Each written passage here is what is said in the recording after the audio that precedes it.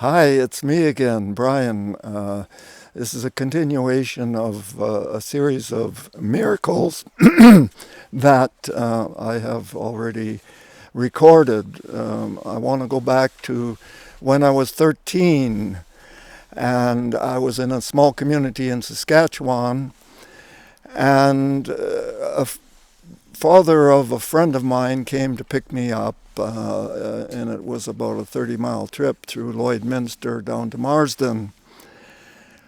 What happened was this person parked on Main Street in Lloyd and went to the bar and came out a couple hours later totally pickled.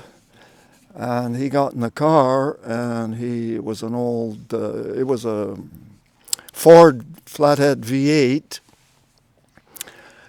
1950s model. And he started out south of Lloyd on a grid road, and he was going flat out up a hill on the wrong side of the road.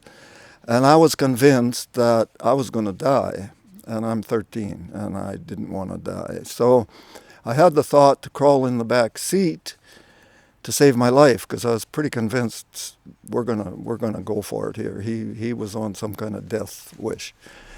But I didn't get in the back seat. For some reason, I didn't. There was some message or messenger that told me, no, don't.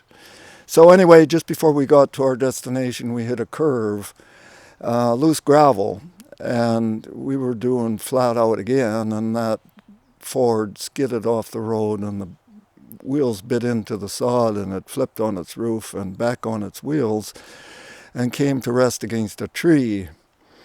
And I felt the whole thing going over, and basically me and Val, that was his name, were not hurt. I got out of the car, and to my amazement, the back seat was under the back wheels.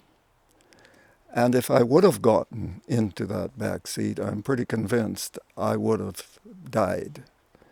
So that's at age 13. So I'm 76, and I'm sharing this because there are possibilities of enlightenment and encouragement in the spiritual world.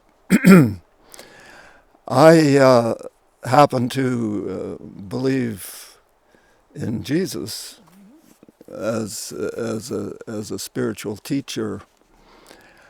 I don't believe all that's written about him, but I do believe he existed, and I do believe he was possibly crucified, and I do believe he rose from the dead. And given that belief, I tend to think that we have an opportunity to have hope that there is something beyond this world and this life. And this is very necessary in today's world, because a person should really not look at the news. It's either floods or fires or hurricanes or earthquakes or some catastrophe is happening.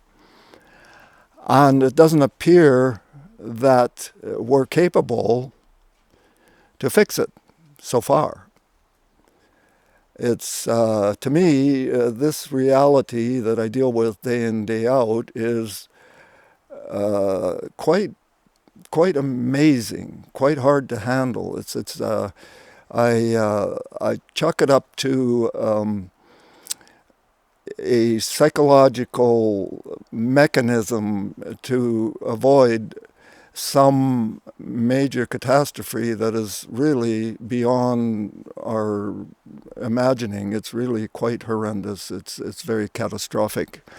So I put these miracles, and this was just a little one, in to give hope and to seek out solutions to our problem.